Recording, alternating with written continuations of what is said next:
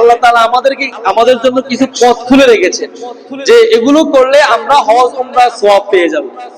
কয়েকটা আমল বলবো যেগুলো করলে আমরা কি পাবো?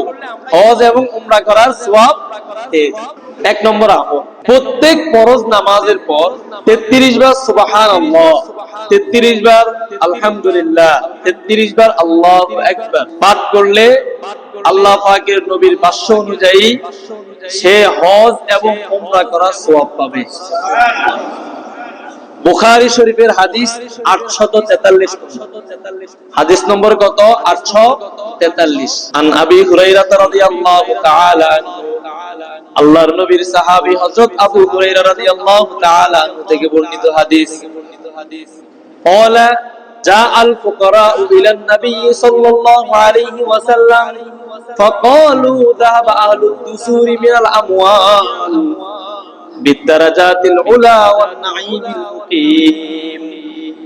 দরিদ্র গরীব সাহাবীরা আল্লাহর নবীর কাছে এসে আরজ করলেন, ইয়া রাসূলুল্লাহ, ইয়া হাবিবাল্লাহ, ধনাঢ্যবান সাহাবীরা তারা যেরকম নামাজ পড়ে আমরাও নামাজ পড়ি, তারা যেরকম রোজা রাখে আমরাও তো সেরকম রোজা রাখি, ইউসাল্লুনা কামা নুসাল্লি ইয়াসুমুনা কামা নাসুম, তারাও নামাজ পড়ে আমরাও নামাজ পড়ি, তারাও রোজা রাখে আমরাও রোজা রাখি। ওয়াফাযলুম মিনাল আমওয়াল, তবে তাদের অতিরিক্ত ধন সম্পদ রয়েছে, তারা ধনাঢ্য, দানবীর, দানশীল, তাদেরকে আল্লাহ তাআলা ধন সম্পদ দিয়েছেন, তাদের অতিরিক্ত রয়েছে ধন সম্পদ।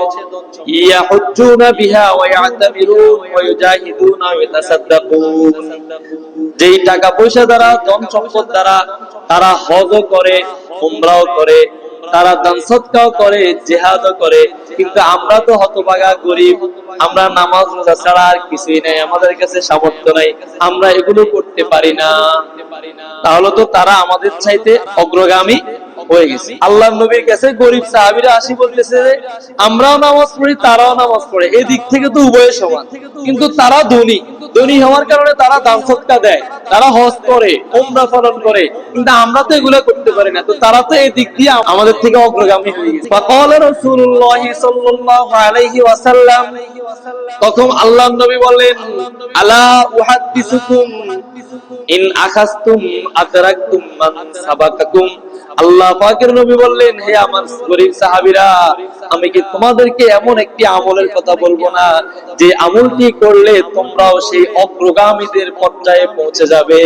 আমি তোমাদেরকে কি একটা আমলের কথা বলবো না, যে আমল করলে তোমরাও, যারা এই হজ উমরা করে, জিহাদ করে, দান সদকা করে, দান করে অনেক নেকি অর্জন করেছে, তোমরা এই আমল করে ওই পর্যায়ে পৌঁছে যাবে। ওয়ালাম ইউদরিকুম আহাদুম বা'দাকুম, এবং তোমাদের পরে কেউ ওই পর্যন্ত পৌঁছতে পারবে না, ইল্লা মান আমিলা বিল্লাহ, তবে তোমাদের মতো যদি কেউ এই আমলটা করে সেও এই পর্যায়ে পৌঁছে যাবে। তখন আল্লাহর নবী বলেন, তুসাব্বিহুনা ওয়া তাহমাদুনা ওয়া তুকাব্বিরুনা খালফা কুল্লি সালাতিন সালাতাও ওয়া সালাসিন। আল্লাহর নবী বলেন, তোমরা প্রত্যেক ফরজ নামাজের পরে 33 বার সুবহানাল্লাহ সুবহানাল্লাহ সুবহানাল্লাহ, 33 বার আলহামদুলিল্লাহ আলহামদুলিল্লাহ আলহামদুলিল্লাহ, 33 বার আল্লাহু আকবার আল্লাহু আকবার আল্লাহু আকবার পাঠ করবা, তাহলে তোমরাও সেই পরিমাণ সওয়াব পেয়ে যাইবা। আমাদের কাছে প্রসিদ্ধ যে একটি আমল, প্রত্যেক নামাজের পরে 33 বার সুবহানাল্লাহ, 33 বার আলহামদুলিল্লাহ আর 36 বার আল্লাহু আকবার, সেটাও হাদিস দ্বারা সাব্যস্ত, সেটার আলাদা ফজিলত। কথা কি বুঝতেছেন কি বলছি? হ্যাঁ। তাহলে এই এক নম্বর আমল, এটা করলে আমরা হজ এবং উমরার সওয়াব পেয়ে যাব। দুই নম্বর আমল, প্রতিদিন হজ এবং উমরার সওয়াব পেতে চাই কারা কারা? তুলে দেখা প্রতিদিন। তাহলে একটা আমলের কথা শুনুন। যে ব্যক্তি ফজরের নামাজ জামাতে আদায় করবে, করার পরে সূর্য ওঠা পর্যন্ত সে আর মসজিদ থেকে বের হয়নি, অর্থাৎ হারাম সময়, নিষিদ্ধ সময় পর্যন্ত সে আর মসজিদ থেকে বের হয় নাই, সে মসজিদে বসে বসে আল্লাহ তাআলার জিকির আজকার করেছে, তেলাওয়াত করেছে, অর্থাৎ দুনিয়াবি কোনো কাজ কর্ম করে নাই, তারপরে সে 2 রাকাত নামাজ আদায় করলে আল্লাহ পাকের নবী বলেন সে হজ এবং উমরা করার সওয়াব পাবে। সুনানে তিরমিজি হাদিস নম্বর 525, সুনানে তিরমিজি হাদিস নম্বর 525। قال رسول الله صلى الله عليه وسلم من صلى الغداة في جماعة ثم قعد يذكر الله حتى تطلع الشمس, যে ব্যক্তি ফজরের নামাজ জামাতে আদায় করে মসজিদে বসে থাকবে, ইয়াজকুরুল্লাহ হাত্তা তাতলুয়া শামস, সূর্য উদিত হওয়া পর্যন্ত সে আল্লাহ তাআলার জিকির আজকারে লিপ্ত আছে, অর্থাৎ সুবহানাল্লাহ সুবহানাল্লাহ আলহামদুলিল্লাহ লা ইলাহা ইল্লাল্লাহ, অথবা তেলাওয়াত করলো, যে কোনো দ্বীনি কাজ করলো, দুনিয়াবি কাজ নয়। অতঃপর যখন সূর্য উদিত হয়ে গেল, সুম্মা সাল্লা রাকাতাইনি, তারপরে সে 2 রাকাত নামাজ আদায় করলো, কানাত লাহু কাজি হাজ্জাতিন ওয়া উমরাতিন, আল্লাহ পাকের নবী বলেন এই আমলটা তার জন্য হজ এবং উমরা করার সওয়াব দিবে। এই যে এই আমল, এটা করার কারণে সে হজ এবং উমরা করার সওয়াব, তাহলে 2টা পেয়ে গেলাম। 3 নম্বর পিতা মাতার খেদমত করলে হজ এবং উমরা করার সওয়াব পাওয়া যায়। বলেন কিসের কারণে? পিতা মাতার সওয়াব। আল্লাহর নবীর খাদিম রাসূলুল্লাহ সাল্লাল্লাহু আলাইহি ওয়াসাল্লাম হযরত আনাস রাদিয়াল্লাহু তাআলা আনহু হাদিস, তিনি বলেন এক সাহাবী আল্লাহর নবীর কাছে এসে বললেন, ইয়া রাসূলুল্লাহ, আমার দিলে খুব ইচ্ছা আমি জিহাদ করব, আমার আগ্রহ আমি জিহাদে শরীক হব, জিহাদ করব, কিন্তু আমার টাকা পয়সা নেই। বলেন যুদ্ধ করতে টাকা পয়সা লাগে না? অস্ত্র শস্ত্র লাগে না? তো ওই সাহাবীর দিলের তামান্না, আগ্রহ, সে হজ জিহাদ করবে, কিন্তু তার কি নাই? সামর্থ্য নাই।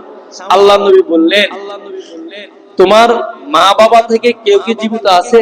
তিনি বললেন আমার মা জীবিত আছে। তখন আল্লাহর নবী বললেন, ফাআবদিল্লাহ ফি বিররিহা ফাইন্নাকা ইযা ফাআলতা যালিকা ফাআনতা হাজ্জুন ওয়া মুতামিরুন। আল্লাহর নবী বলেন, তাহলে তুমি তোমার মায়ের সেবা করে, তুমি তোমার মায়ের খেদমত করে এই সওয়াব অর্জন করে নাও, কারণ তুমি যদি তোমার মায়ের খেদমত করো তাহলে তুমি হজ এবং উমরা করার সওয়াব পেয়ে যাবে, ওয়া মুজাহিদুন, এবং জিহাদ করার সওয়াবও পেয়ে যাবে। মায়ের সেবা করে তুমি হজ উমরা এবং জিহাদের সওয়াব পেয়ে যাবে। সুবহানাল্লাহ।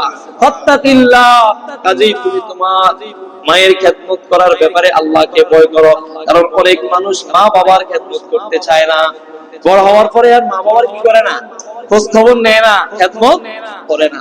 অথচ আল্লাহ নবী বলেন, আরেক হাদিসের মধ্যে এসেছে যে যেই ব্যক্তির পিতা মাতা উভয়ে বেঁচে আছে অথবা মা বাবা থেকে একজন বেঁচে আছে, কিন্তু সে তার মা বাবা বেঁচে থাকা সত্ত্বেও সে জান্নাত অর্জন করতে পারলো না, আল্লাহ নবী বলেন এই ব্যক্তি ধ্বংস হোক, ধ্বংস হোক, ধ্বংস হোক, 3 বার বলেছেন। নাউযুবিল্লাহ। আল্লাহ তাআলা আমাদেরকে হেফাজত। তাহলে এই 3 নম্বর আমল হলো মা বাবার খেদমত করে হজ উমরার সওয়াব অর্জন করা। 4 নম্বর হলো হাজী সাহেবদের খেদমত করে, তারা যারা হজে যাচ্ছে, উমরায় যাচ্ছে, তাদের একটু দেখাশোনা করা, জিনিসপত্রগুলো গোছাই দেওয়া, এগুলো করলেও আল্লাহ তাআলা আমাকেও কবুল করবেন। এই আরেকটা আমল বলে দিচ্ছি। তবে এই সমস্ত আরো অনেকগুলো আমল আছে, এখন সময় নাই।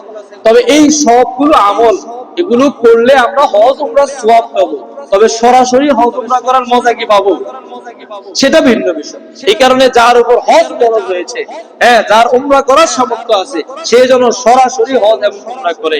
আল্লাহ তাআলা আমাদের সবাইকে আল্লাহর ঘরকে 2 চোখ দ্বারা দেখার তৌফিক দান করেন, এবং আল্লাহর রাসূলের রওজায়ে আতহারকে সরাসরি সেখানে উপস্থিত হয়ে আসসালাতু ওয়াসসালামু আলাইকা ইয়া রাসূলুল্লাহ, আসসালাতু ওয়াসসালামু আলাইকা ইয়া হাবিবাল্লাহ সরাসরি বলার তৌফিক দান করেন। সবাই বলুন আমিন।